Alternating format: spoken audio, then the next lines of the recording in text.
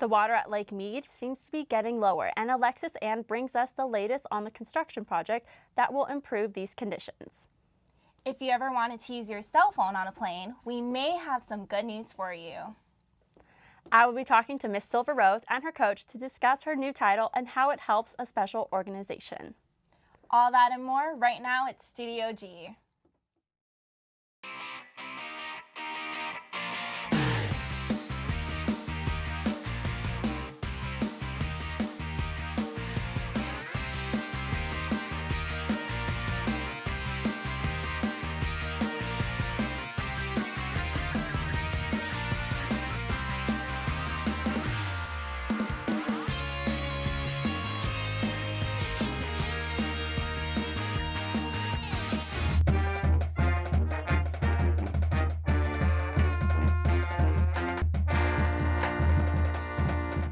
Welcome to this Wednesday edition of Studio G. I'm Shelly Salbito. And I'm Christina Davies.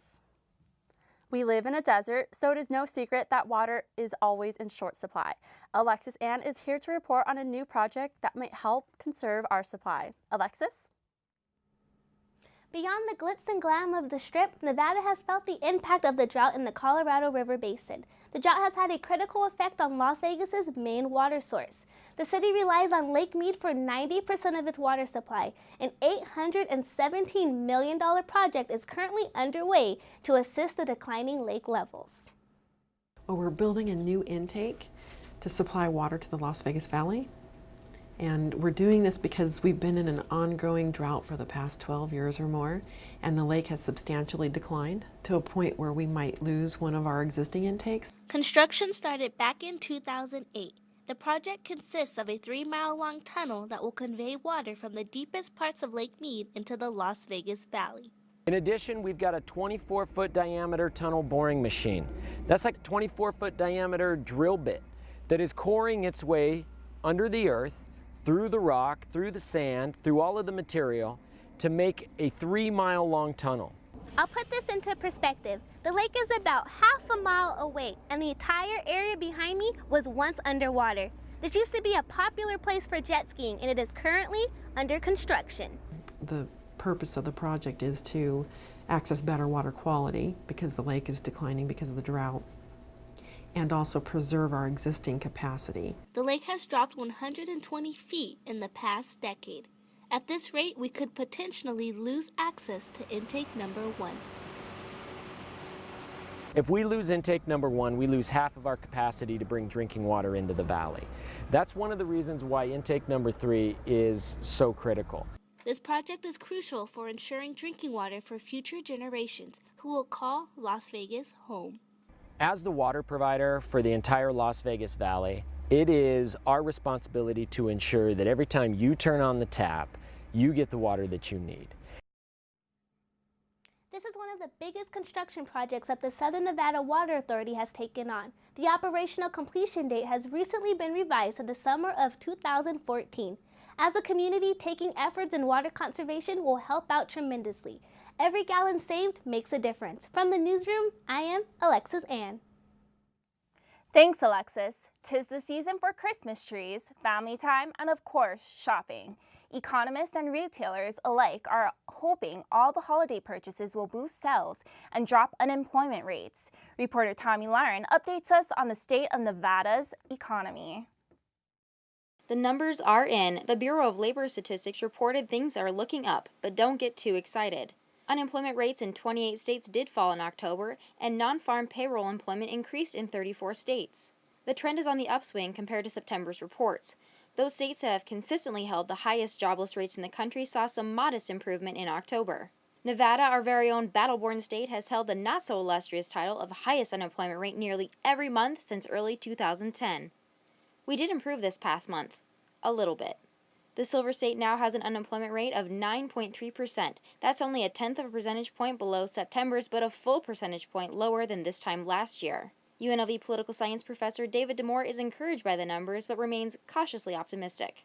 The unemployment rate's coming down, but that's a little bit of a misnomer because you still see a lot of discouraged workers who aren't looking. You'll see a lot of people who may be working but not working in the capacity that they were previously. That is maybe a part-time job as opposed to a full-time job. The real problem for Nevada is the lack of the diversity in our economy. So we've really struggled to sort of diversify our economy on a scale that would sort of pick up the slack here. And you have the governors in what, year 3 or 4 of his, I guess year 3 of his economic development program here. But that stuff takes time. And what we found in the recession, which laid bare for Nevada, is that we never really did a good job investing in our people. Nevada is recovering slowly from the housing bust and recession. Construction jobs are still down more than 60% from pre-recession highs. The leisure and hospitality sector also remains about 6% below its peak in 2007. Nevadans are hoping that the old adage, slow and steady wins the race, still applies. For Studio G, I'm Tommy Laren. Thanks, Tommy. The Bureau of Labor Statistics will release November's numbers next week. Hopefully, things will continue to improve for Nevada and the rest of the nation as well.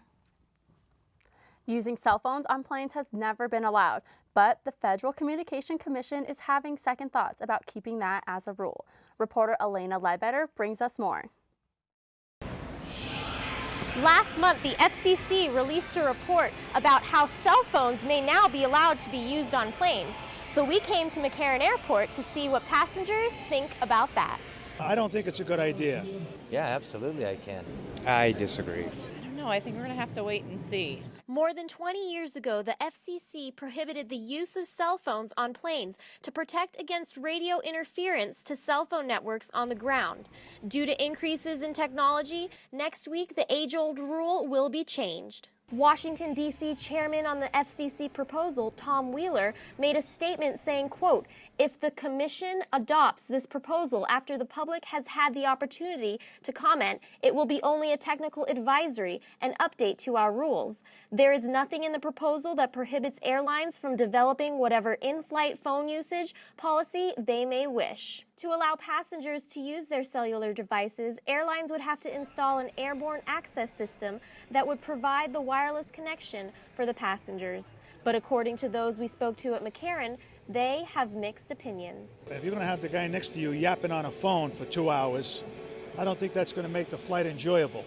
With today's technology, there's no reason why we shouldn't be able to block out whatever's necessary to make sure it doesn't interfere with the plane's communications. I don't need to be listening to somebody else's conversation.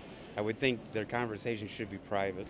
I think it'll be fine if people are using it to surf or to play games, but if they're having a loud, obnoxious conversation, I'm not going to want to listen to it for 4 hours while I fly across the country. Reporting for Studio G, I'm Elena Ledbetter.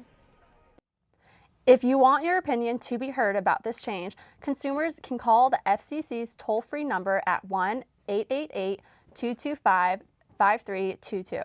And for additional information about the possible change, you can visit FCC's website at fcc.gov. When we come back from the break, reporter Bree Bradley will have your latest trackside news.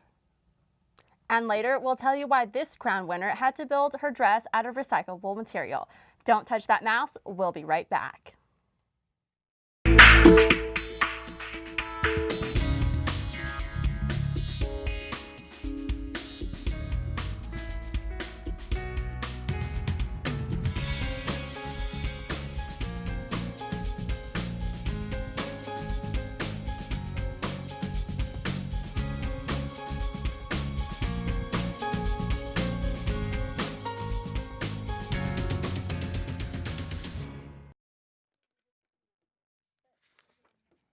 Las Vegas is home to many celebrities, but one in particular is connected with the community with more than just charities.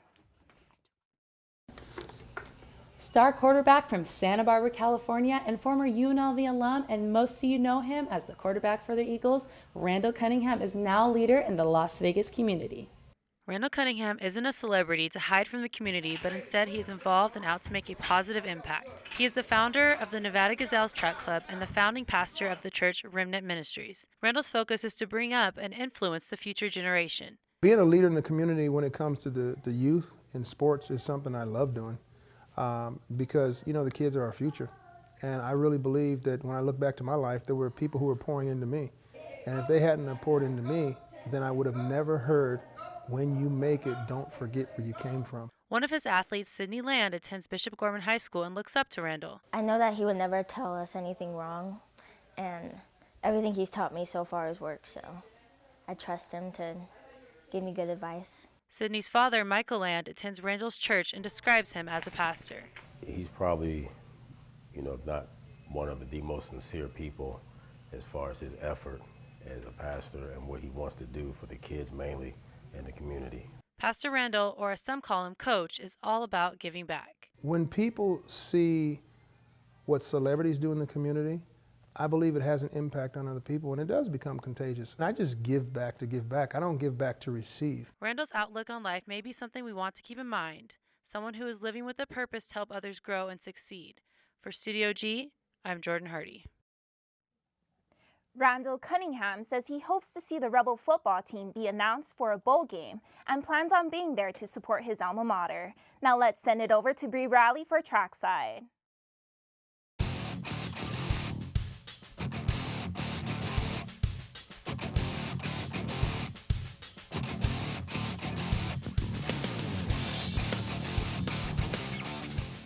Good afternoon, race fans, and thanks for joining me in the final segment of Trackside. It was in 2010 when Michael Ray McLaughlin was diagnosed with leukemia. Being a racer since the age of 7, doctors and nurses should have guessed he would speed toward recovery in no time. That's not to say it's been an easy ride for him and his family, undergoing chemotherapy and spinal taps, all while being forced to sit on the sidelines and watch the sport he loves. However, one local fabrication shop stepped up in hopes of making his journey more worthwhile. Just within the shadows of the Las Vegas Strip resides a custom fabrication shop dedicated to making one leukemia patient's wish come true. Owner Dino Martinez learned about his client's medical condition and took action. Through the Kids Wish Network, Scorpion Motorsports wanted the job of building an off-road pre-runner for McLaughlin, but struggled with the ideal budget. When he was offered his wish, he wanted to have his Ranger turned into a pre-runner. They came to me immediately and asked me, who to talk to. So I actually referred the Wish program to other companies that are bigger, that are more established, that could afford to do such a build. Unfortunately, all those companies turned them down and said there wasn't within their budget to make such a build happen. And when I found word of that, I decided to step up and do it. I mean, I can't afford to do it, I figured, but I can't afford not to do it. A battle with moral obligation and the need to give back to someone so involved with the racing community drove Martinez and his team to push for a Christmas deadline. Well, Michael's heavily into the off-roading scene. I mean, he loves it, and he's passionate about it. He rides dirt bikes himself. Getting a truck like this and have his own version of an off-road race vehicle meant a lot to him, and it definitely carried him through a lot of treatment, a lot of pain, and a lot of suffering that he had to go through. McLaughlin finished his final chemo treatment last month. He told me the thought of receiving this truck kept his spirits up, but now it's unclear when and if that will even happen. Less than 2 weeks ago, the wheels and tires were stolen off the pre-runner overnight, leaving the project at a standstill. Well, my partner gave me a call and let me know that the wheels and tires were stolen off the vehicle. First thing I thought of was our deadline for Christmas. I know we don't have the funds to buy a whole new set of wheels and tires. I just wasn't sure how I was going to make it happen. So I just felt angry, I felt abused, taken advantage of, and I felt really, really resentful of having to tell Michael that what happened. I've seen pictures of it, I can't wait to get it, but with this back set, I mean, it sucks. No one deserves to be stolen from, and I mean, in my case, it just happened to be me. Despite the upsetting news of the theft and the deadline being pushed back, Martinez and the guys at Scorpion Motorsports found a way to turn this bad news into a positive. We're very fortunate to have somebody from that saw the ad on Facebook or saw our post on Facebook want to step up and contribute to getting wheels and tires for this vehicle. We came up with a nice plan B that's going to be a nice surprise for him. He doesn't even know, we're not going to tell him, but I think at the end he's going to be even happier than he would have been before, because this is going to be something more custom and a little more of his personality incorporated into it. Dina was nice enough to show me these upgrades to the build, and all I have to say is, Michael, you are one lucky guy. Well, that wraps up Studio G's fall semester of Trackside and my news in the industry of speed. Thanks to everyone for viewing. After the break, we'll have your latest update and weather. Stay with us. Your community's farmers market. Welcoming, lively, friendly. A place where neighbors and friends come together to celebrate their community. With over 50 vendors, organic, sustainable, fresh produce are available just for you. Support and buy local at Fresh 52. Snow has officially made its way to Nevada. It may not be in the Las Vegas Valley, but it sure is making an impact in Reno. Yesterday, the city was hit with over half a foot of snow, and the Northeast Mountains totaled 18 inches of snow. There were many accidents on the interstate, and some schools and businesses closed early for the day. Over a dozen flights were canceled at Reno-Tahoe International Airport. The entire state is experiencing a cold front starting today. Elena Ledbetter is here to give us our current weather report. Thank you, Shelley. I'm here, Elena Ledbetter. I'll be giving you your weather for today. And as we said, Reno is experiencing some crazy weather, but also we are too. Look, we're at 43 degrees, a big drop from yesterday. We have north winds right now at 8 miles per hour, which makes the air pretty chilly. Right now, our highs are going to be 43 today, a low of 37. The sunset is going to be at 4:26 p.m., which got to keep your winter jackets on because it's getting pretty chilly out there. Current weather across the west coast here, we have Bryce Canyon at 11 degrees. Las Vegas is at 43. Santa Barbara is hitting a high of 63.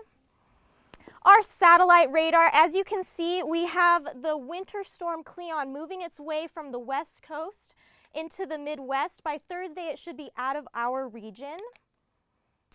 Tomorrow's forecast, we see Billings at a very warm 3 degrees. Fargo, 1 degree. We have Santa Barbara at 48. The East Coast is seeing a lot of rain and cloud coverage, but Miami here is at 82 degrees. Tomorrow's forecast, we see that we're going to be in the 40s and 50s for a high with a chance of rain and possibly snow flurries on Saturday, and a low between the 20s and 30s. Well, that does it for Wednesday's forecast. Now we'll send it over to Farron for today's international news. Farron? Thanks, Elena. Let's take a look at what made the international headlines this week. The people of Thailand are up in arms over their prime minister, and violent protests have left 3 people dead and dozens wounded over the weekend on Monday. On Monday, protesters agreed to a temporary truce in honor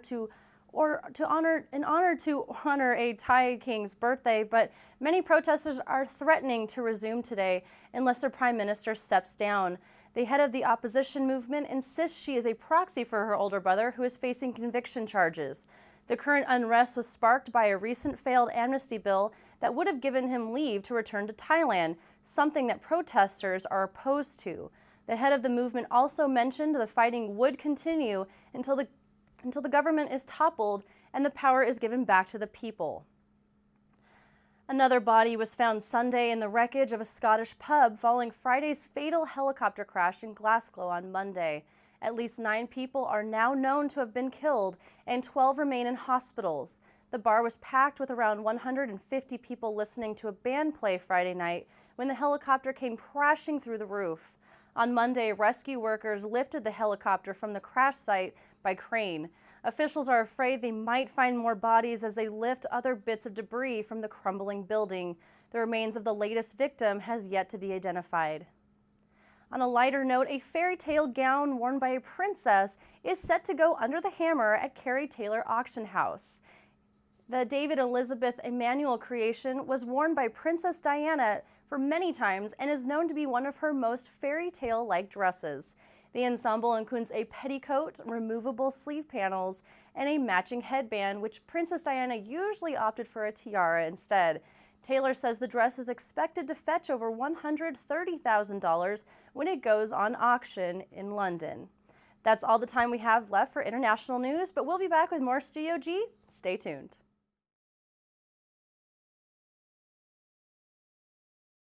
My name is James Grant, King Louie here. This is Jennifer. Crystal May McGuerza. I'm Savannah. Zoe here. It's your boy Miles Lowe. Christian FGY. Kaylin Hype. And I'm Jay Luna. My Mind's Music. Gonzo Radio. Combox Radio. Join us for Happy Hour. The Miles Lowe Midweek Show. Ill Vibe Theory. On KUNV. KUNV. KUNV. KUNV HD2. 91.5 The Rebel.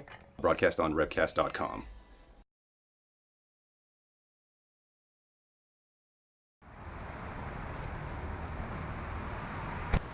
You drinking tonight? Nah, not tonight. Well, give me a couple beers.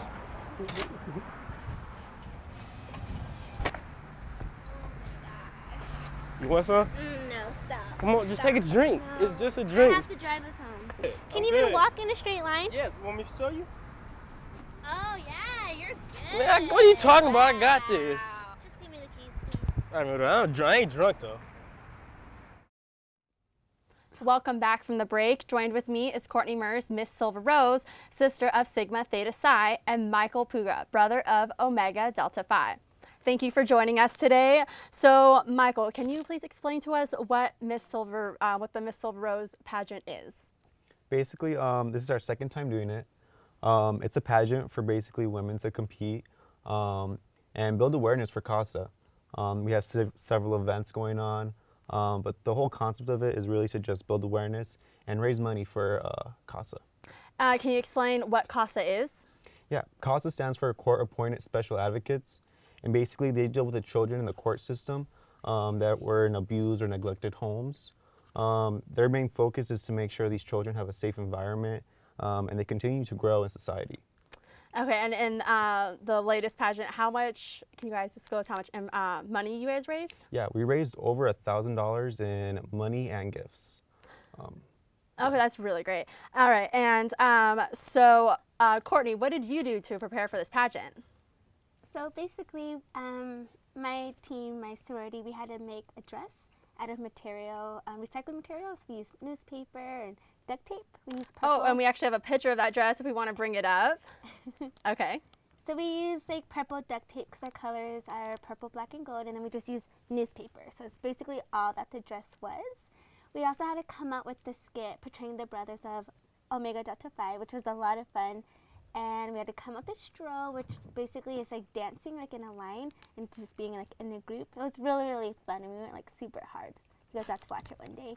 But let's see, what else did we do? We had to come make up or make a crate so that like the money and the roses could go inside of it. And I had to also learn like the material of Omega Delta Phi. All right, and do you know how much your sorority in particular raised for their philanthropy? You know what? I actually don't know that. All right, so Michael, what was it like coaching Courtney and her sorority? It was really fun. I mean, I already got along with the girls, so it was really easy. They were 100% from the beginning, so it was really a pleasure, you know, really being their coach throughout the whole thing. All right, and now that you are Miss Silver Rose, Courtney, what does that entitle? What do you do? Is it just the title, or do you do anything?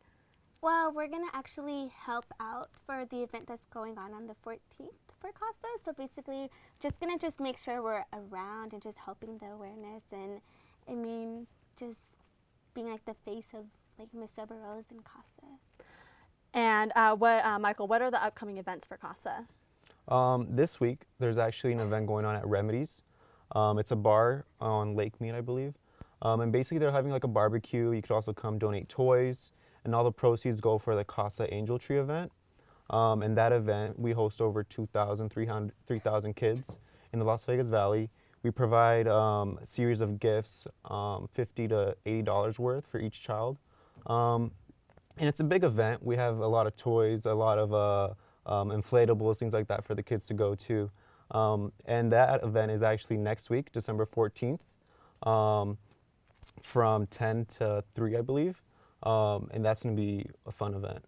And who can go to this event? Can anyone donate, or how do you donate toys to this event? Right. Well, you could donate toys to the Remy's event this weekend. If you don't go to this event, you can always get in contact with a Omega Delta Phi brother or a Sigma Theta Psi to give them the toys, and we could transfer it. You could also get in contact with us if you want to volunteer for the event as well. go to the actual angel tree and help run it, things like that. Okay, well, thank you for joining. We'll be back with more Studio G after the break.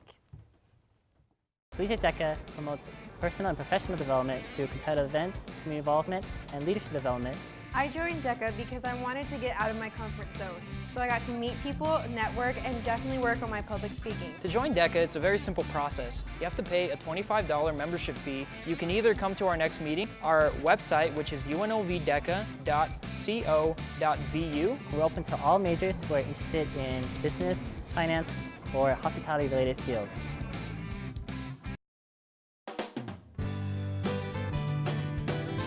Your community's farmers market.